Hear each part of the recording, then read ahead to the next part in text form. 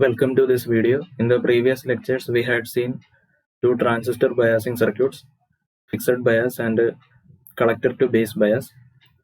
So today we will see another biasing circuit known as emitter bias. Okay, here the circuit diagram is shown here.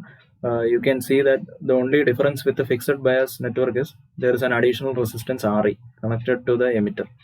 Okay, between the emitter terminal and ground, there is an additional resistance Re.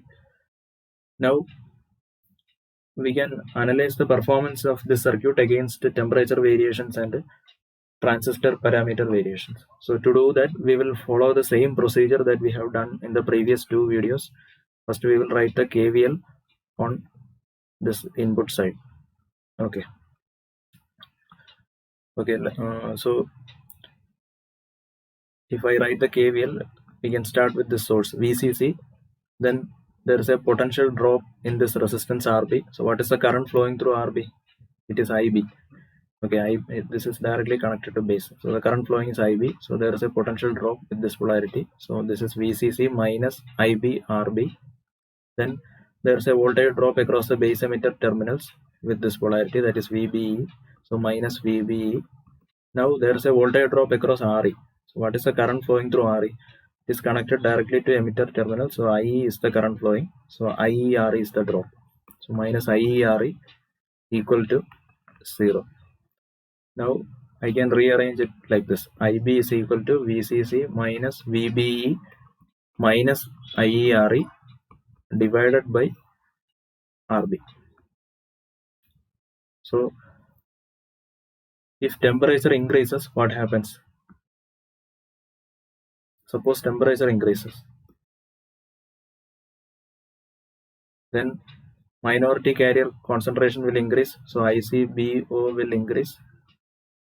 So when ICBO increases, IC will increase. So when IC increases, what happens? IE will also increase. Why? Because IE is IC plus IB. So when IC increases, IE will also increase. So IERE will increase. So when IERE increases, what happens? Look at this term. IB is VCC minus VBE minus IERE divided by RB. So when IERE increases, this IB will decrease. Okay.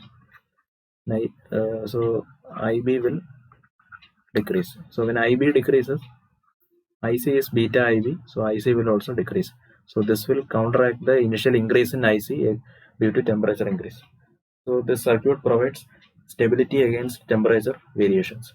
So it will prevent thermal runaway. That is the main advantage of using resistance Re in the circuit. Whereas in fixed bias circuit, there is a chance for thermal runaway. So that is the main advantage of using Re. Now we can analyze the performance of the circuit with the beta variation. And what happens when beta varies? Okay. Beta variation. So when beta varies, again I will write the equation on the input side. The input side KVL equation was VCC minus IB RB minus VBE minus IERE equal to 0. This was our equation. Now you can write IE as IB plus IC. VCC minus IB RB minus VBE minus IC plus IB into RE equal to 0. So what is IC in terms of IB? IC is beta IB. So IC plus IB becomes beta IB plus IB. So it is beta plus 1 times IB. So we can write VCC minus IB RB minus VBE minus beta plus 1 into IB RE equal to 0. So what is IB? You can combine these two terms containing IB. So IB will be equal to VCC minus VBE divided by sum of these coefficients RB plus beta plus 1 into RE. Okay, now we can write the expression for IC also.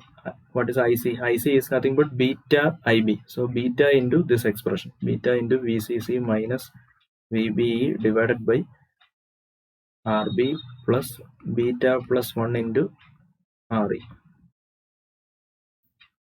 Okay, now let me copy this expression.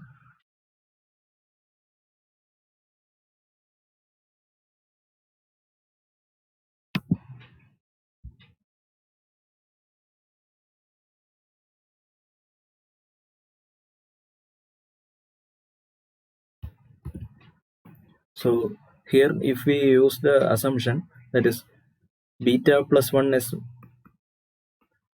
approximately equal to beta, this we have done in the previous video also, then you can write it as beta into VCC minus VBE divided by RB plus beta RE. Okay, because beta is a number very large compared to 1, so you can replace beta plus 1 by beta.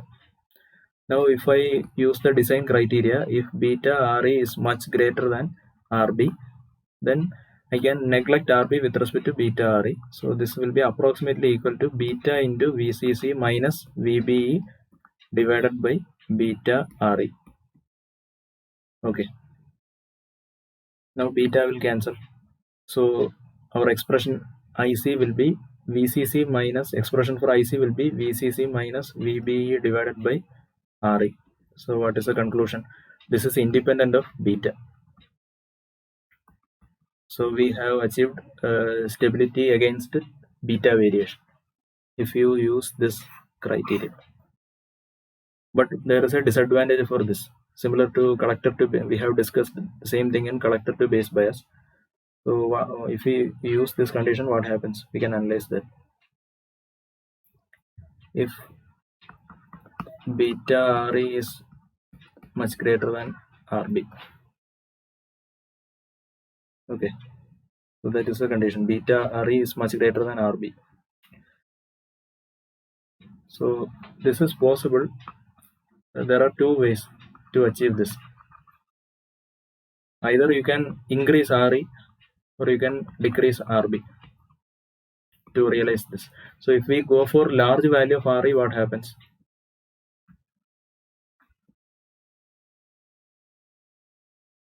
This is the output side. So if I increase the value of RE, what happens? There is more voltage drop across RE. So VCC is constant. So when voltage drop across RE increases, this voltage across VC will decrease. So it will shift our Q point. Okay, so to provide the same VCE, you have to go increase VCC. So we have to use a battery with a higher voltage rating. So VCC, you have to increase VCC. So it will increase the cost of the system. So that is the disadvantage of using high value of RE. Then another possibility is use low value of RB. So what is the disadvantage of using low value of RB?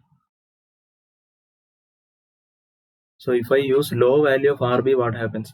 This will draw more base current from the battery. Okay, so when I use low value of RB, there is more current flow through RB to the base. So when base current increases above a certain limit, transistor may be driven into saturation. So to avoid that, what we have to do? We have to reduce the potential at this point. So you have to use a separate battery and connect it to RB. Instead of using this, I have to provide another source VBB for this RB. So it will also result in higher cost. It is not a practical solution. Okay, so these are the factors to be considered in the case of emitter bias circuit. So the main point you have to remember is by using an additional resistance RE in the circuit, we can provide stability against temperature variations and we can avoid thermal runaway. And the only difference with fixed bias is this additional resistance RE. So that is the role of RE in the circuit. So thank you. We will continue in the next video.